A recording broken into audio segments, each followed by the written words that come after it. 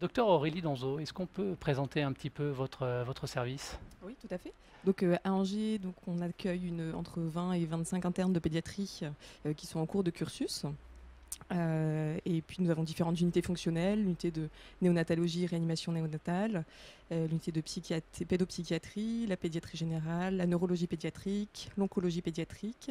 Et puis la spécificité à Angers aussi, c'est d'avoir un service de neurologie pédiatrique référent dans le Grand Ouest et un service d'endocrinologie pédiatrique référent aussi dans le Grand Ouest. Beaucoup Et de puis les urgences pédiatriques. et les urgences pédiatriques, Tout à fait. évidemment. Ça représente à peu près combien d'unités, tout ça?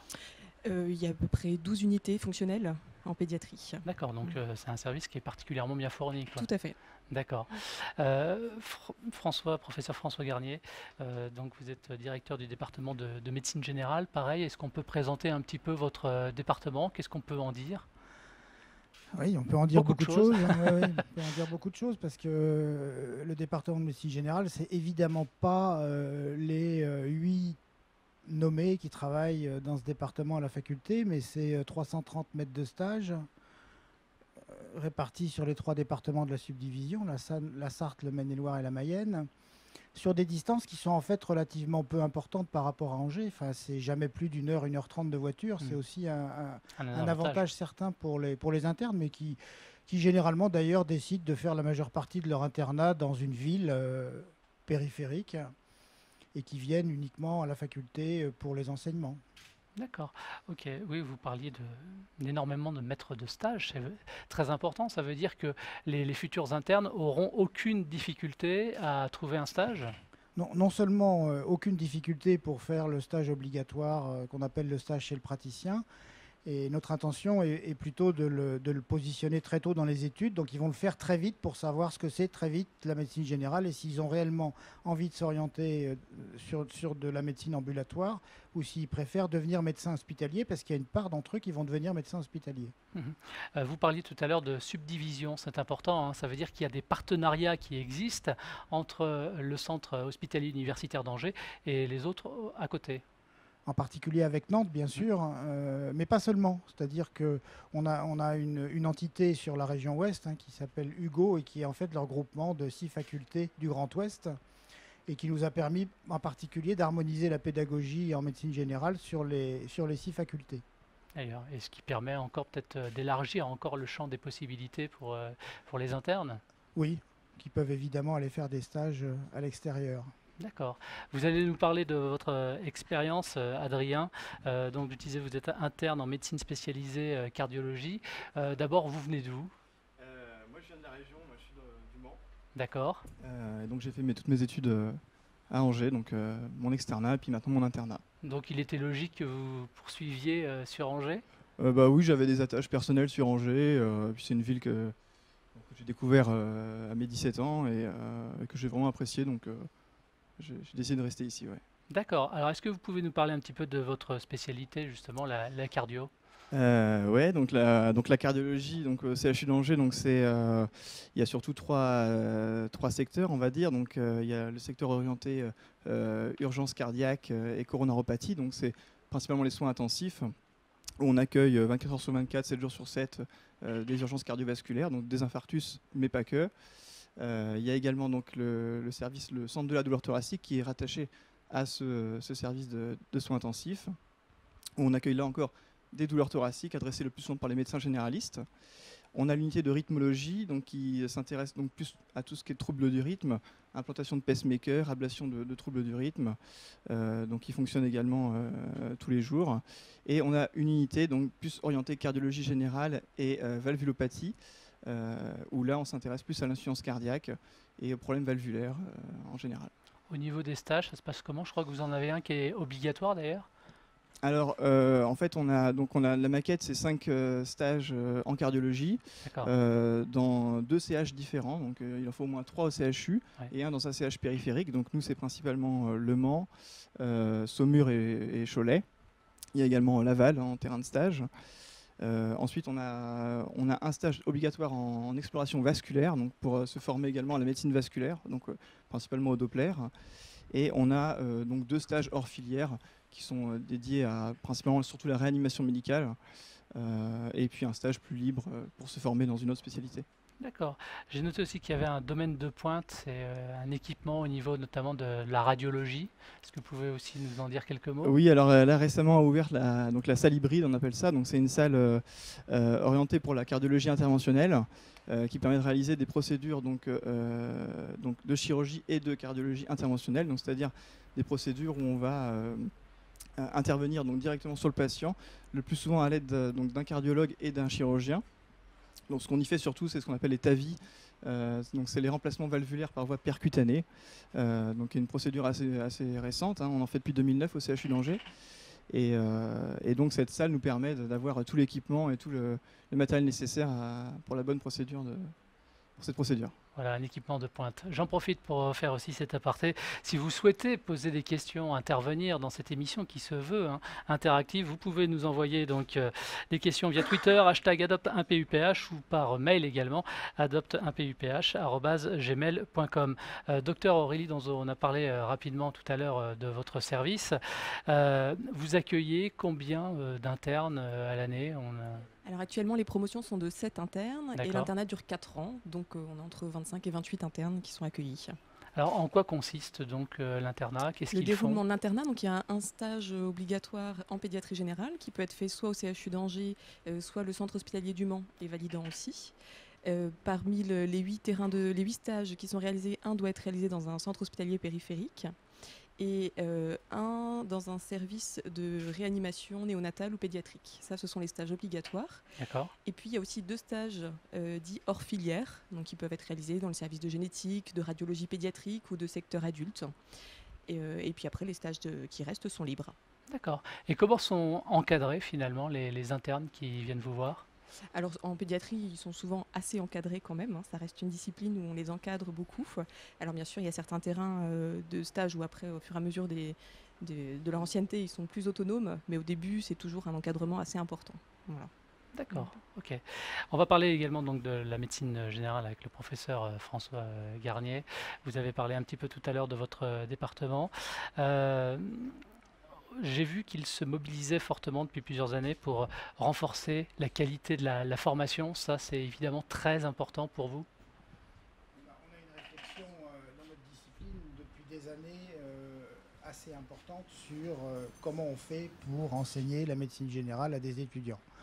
Effectivement. Alors ça se traduit en pratique, j'en ai parlé tout à l'heure, par la qualité des stages, mais pas seulement. C'est-à-dire qu'il faut définir le type d'enseignement qu'on va leur proposer.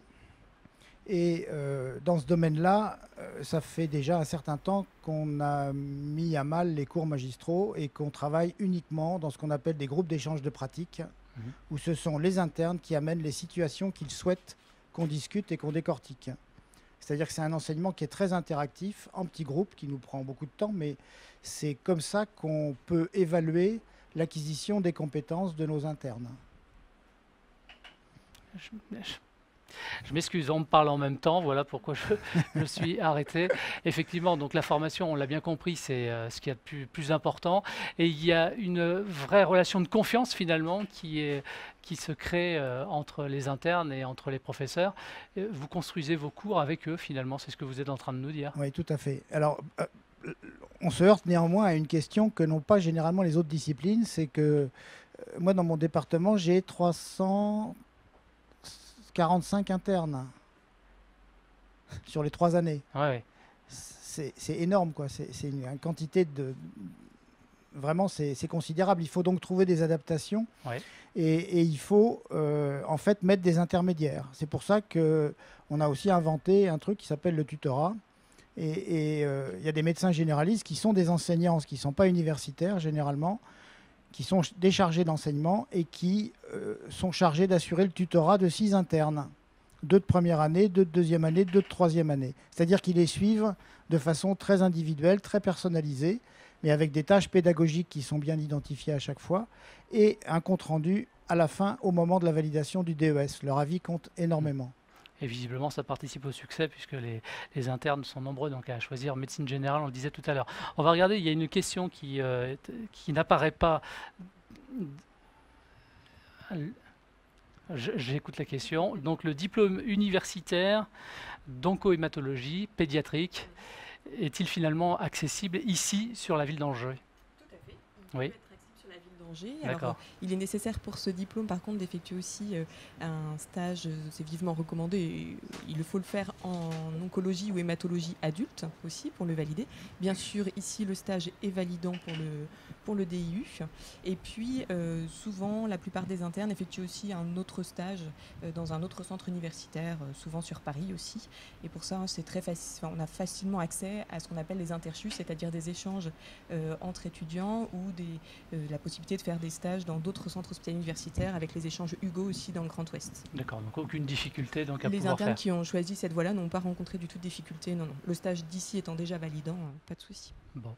Adrien, j'avais quelques questions quand même à vous poser sur la vie extra interne, on va dire. Comment ça se passe à côté? Comment ça se passe la vie finalement sur Angers? Oh bah, ça se passe très bien. Ouais, Non, c'est vrai, c'est ce qu'on disait le précédent intervenant. C'est vrai que c'est une ville qui est, on dit toujours à taille humaine, mais c'est vrai, enfin, c'est le mot. C'est une ville où on bénéficie un peu de tout ce qui se fait dans les grandes villes. Et ça reste une petite ville quand même de province où on peut tout faire en vélo d'un bout à l'autre de la ville. Moi, c'est ce que je fais personnellement. Et c'est vrai que qui dit petite ville dit beaucoup de rencontres, dit beaucoup d'échanges. Donc c'est vrai qu'on n'a pas de mal à se retrouver en dehors de l'hôpital quand on a un peu de temps libre pour profiter de la ville et puis de ce qu'il y a autour, bien sûr. ouais, et puis vous avez raison d'en profiter, hein. Ça participe aussi à la réussite des examens. Allez, une question pour la pédiatrie. Combien y a-t-il de gardes par mois? Ça dépend bien sûr du centre hospitalier où on est en stage. Oui. Au CHU, il y a à peu près 3 gardes par mois. Donc il y a un pool de garde maintenant aux urgences pédiatriques et puis un autre sur la réanimation néonatale et la réanimation pédiatrique. Voilà, donc en moyenne, ça leur fait 3 gardes par mois quand ils font les gardes aux urgences, un peu plus, plutôt 5 gardes par mois quand ils sont dans les services de réanimation, mais avec un rythme qui a été fait où ils ont facilement des jours de récupération.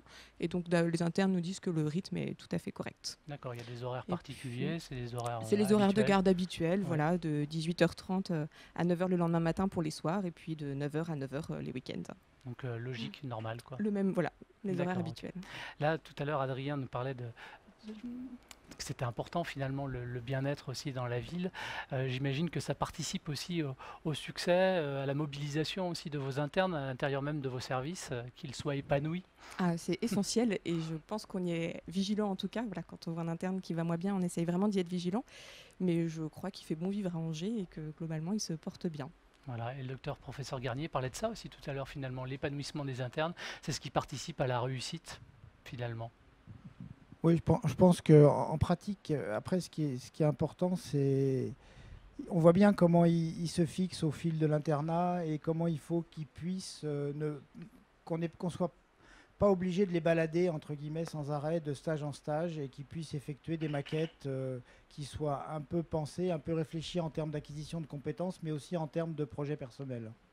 Ouais. Vous réfléchissez ensemble en fait, c'est important. Oui. En pratique, eh ben, ça se traduit par le fait de donner des dérogations pour aller faire des stages plutôt là que là. C'est ce qui explique aussi peut-être le succès du fait que les internes choisissent beaucoup la médecine générale, ce qui n'est peut-être pas forcément le cas dans des grosses agglomérations, je sais pas, je pense à Paris. Non, ça, je peux pas dire. Faut Non. pas comparer. On peut pas comparer, Non. on fait pas la même chose. Non, non, D'accord, non. ok. Adrien, est-ce qu'on peut rajouter quelque chose sur votre service? Comment est-ce que finalement vous voyez la fin de votre internat? Vous avez prévu ensuite de vous installer, de rester dans les parages? Est-ce que vous avez déjà imaginé tout cela? Alors c'est vrai que ça se prépare en amont. Après, moi je suis encore au début de mon internat quand même. Mais c'est sûr qu'on a beaucoup de possibilités, hein, sachant qu'il y a énormément de départs à la retraite en ce moment de cardiologues dans la région. Donc ça facilite. Il y a des places à prendre? Exactement. Après, c'est vrai qu'on a des possibilités de post-internat qui sont assez larges. Comme on le disait, avec les échanges Hugo dans la région, en interchu, on peut aller se former à l'extérieur. En ce moment, on a 2 internes là, qui sont l'une à Paris et l'autre à Rennes pour se former. Donc c'est vrai que voilà, c'est assez large. Même en spécialité médicale, on se surspécialise.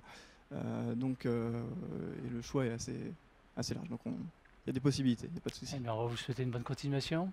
Et Merci puis beaucoup. merci à tous les trois également d'être venus sur ce plateau. Merci. Bonne continuation également à vous. Merci à vous. Merci. Et on va regarder tout de suite une vidéo justement et qui présente l'internat sur Angers. Regardez, à tout de suite.